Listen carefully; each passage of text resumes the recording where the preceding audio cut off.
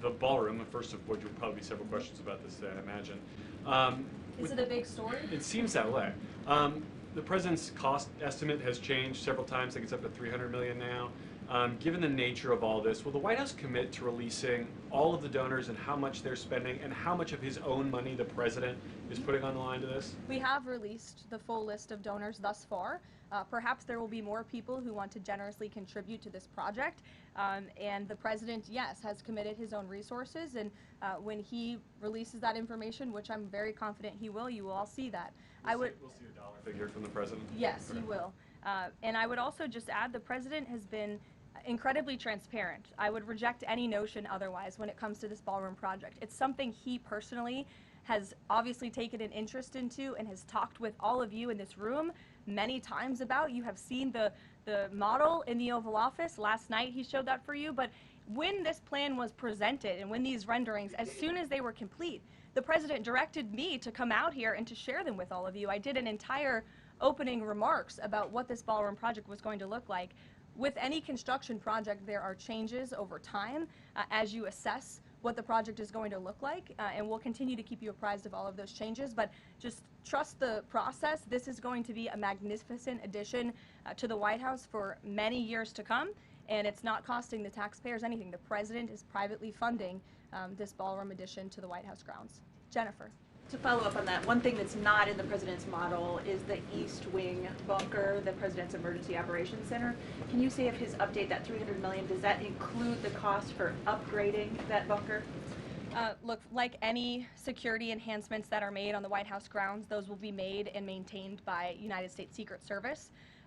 As for the cost of the ballroom and the construction itself, all of that is going to be, like I've said, privately funded and paid for by the president himself and many generous patriots who have stepped up. Is included in that funding? Correct. Okay, and then can you say, well, that's all right, I'll skip that one. Thanks. We just. Thank you, Karoline. More ballroom questions. Okay. So the White House has explained that the reason you didn't submit construction plans to the NCPC is because that commission, along with others, don't have oversight over demolitions, but only over construction. And so far, you haven't built anything. So can you help us understand, can the president tear down anything he wants without oversight? Could he demolish this building or, say, the Jefferson Memorial? So it's not the president who came up with that legal opinion himself. That's a legal opinion that's been held by the NCPC for many years. It's written, so we can get you that background and that research if you wish to include it in your reporting, because it is very important. They have ruled consistently, their general counsel has said, when it comes to phase one of this project, the tearing down of the current East Wing structure, a submission is not required legally for that. Only for vertical construction will a submission be required, and that's a legal opinion from them, and we are following that legal opinion. And again, I would just add, can any president do such a thing to the White House grounds?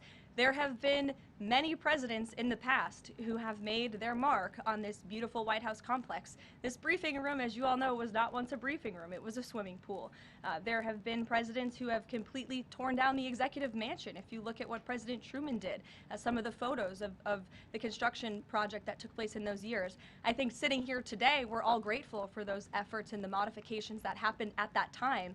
And again, in due time, the East Wing is going to be more beautiful and modern than ever before. And in addition, there will be a big, beautiful ballroom that can hold big parties and state visits for generations to come. So it sounds like the answer is yes, he can tear down whatever he wants. And then secondly, that's not what we're saying. That's a legal opinion that's been held for many years. And interpreting it. No, it's something that presidents have done for years and years. In fact, I have some photos here. Thank you, Pat, to show you the construction that's taken place on the White House grounds. This is the construction of the West Wing in 1902. Look at this, the construction of the West Terrace in 1902. These images look quite similar to what you and the American people are seeing today, the construction of the East Terrace as well. Look at the construction of the West Wing expansion in 1934. So look, this is a legal opinion that's been held for many years. Look at, this is 1950. That looks a lot like what you were seeing today. Can he demolish anything he wants? What do you think that oversight? rubble is? How did that rubble get there? Right, so I'm asking, and then back to the donors. Go ahead, Rachel. Many of them are